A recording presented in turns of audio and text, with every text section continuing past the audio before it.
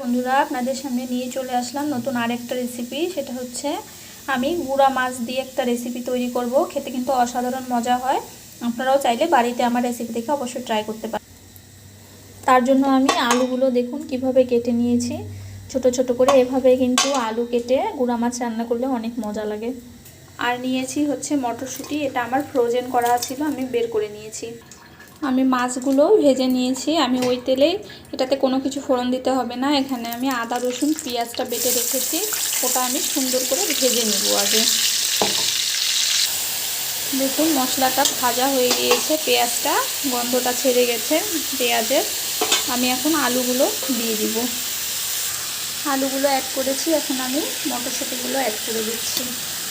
আমি এখন প্রয়োজনীয় মশলা যেমন জিরার গুঁড়া, হলুদ, লবণ আর মরিচের গুঁড়া দিয়ে নিয়েছি। আমি এখন এটাকে সুন্দর করে কষিয়ে নেব অনেক সময় ধরে।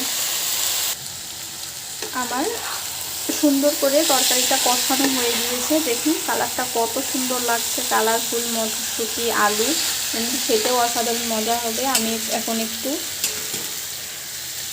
পানি দিয়ে দিব পুরোটা সেদ্ধ হওয়ার জন্য। ফুটে উঠে মাছটা দিয়ে দিব।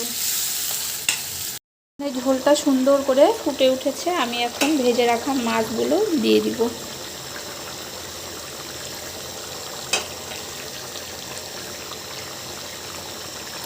তৈরি হয়ে গেল আমার ছোট মাছ আলু আর মটরশুঁটি দিয়ে তরকারি।